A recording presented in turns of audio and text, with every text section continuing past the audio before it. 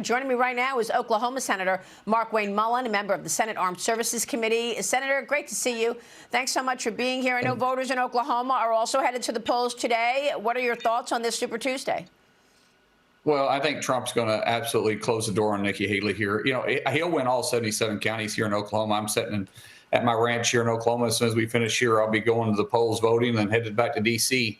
And they love him here. But you'll see.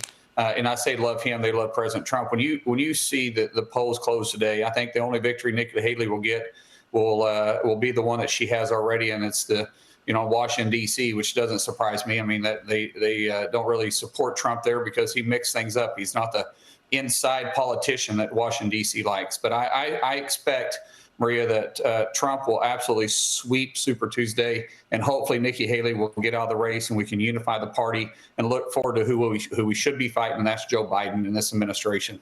Well, and part of the issue here, of course, is the open border. We've got shocking new photos showing smugglers handing off bundles of drugs to alleged migrant gotaways.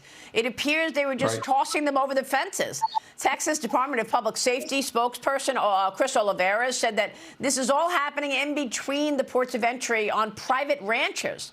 Border Patrol agents arrested 6 sexual predators caught illegally crossing the Texas and Arizona borders just this past weekend. These men convicted of sex crimes on children. Former President Trump sounded the alarm about what he calls migrant crime while telling President Biden to secure the border. This was yesterday. Watch.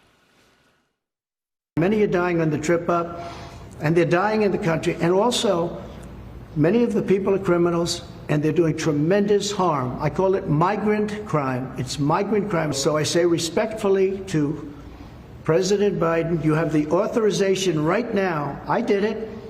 I didn't go to Congress and say, do I have the right to close? I fought Congress on it. Close the border. You have everything. Use my policies. My policies were great.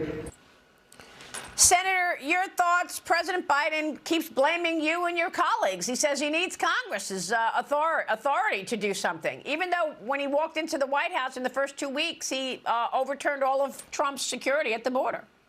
So there really isn't anything that Congress needs to do other than codify it in legislation. So then you can't play executive orders back and forth from one presidency to the next. But everything that he needs, all the tools that he needs, he can do right there from his office.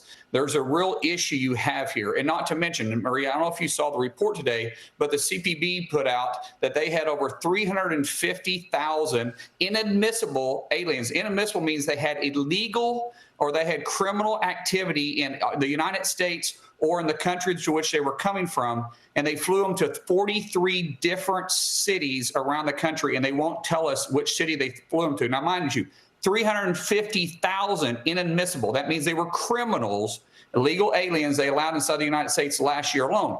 This is all underneath the Biden administration, and there isn't one thing that Congress has to do to keep him from securing the border. He can immediately end catch and release. He can immediately end the parole abuse to which 85% of the individuals they apprehend are illegally, immediately paroled into the United States, meaning they have a court date 6 to 8 years and they're able to stay here indefinite. He can put back in remain in Mexico.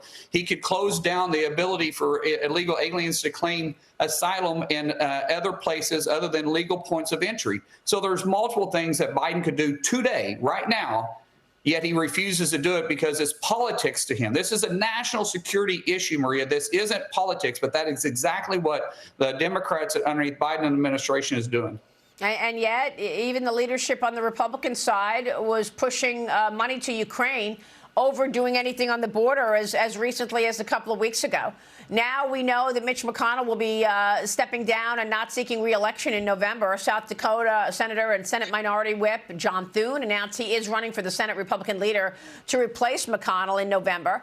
Texas Senator John Cornyn also added his name to the list. And I spoke with Arkansas Senator Tom Cotton in the last hour. And he is pursuing a leadership position, not necessarily McConnell's job. But here's what he told me when I asked. Senator, I think a lot of people would like to see you there. Will you go for the job? Well, Maria, I want to be in whatever role I can help my fellow senators and President Trump best achieve our shared goals for the American people. Senator, who would you like to see in that role? Well, we have a very talented bench underneath the Republican Party right now. John Thune is a very, very good friend of mine. I think John Cornyn is a great guy. You know, John Barrasso, his name's been mentioned. Rick Scott, I think, is going to make an announcement today. And all of them are good people. I just, you know, I have a tendency when you get into fights like this, you kind of tendency lean towards your closest friends. And John Thune is a very close friend of mine. I was very impressed the way he handled the role when Mitch McConnell wasn't able to be there because of a sickness that he was dealing with. I believe that Thune has proven leadership, and he's moving towards President Trump. You saw that he came out and endorsed President Trump even before Mitch McConnell made the announcement.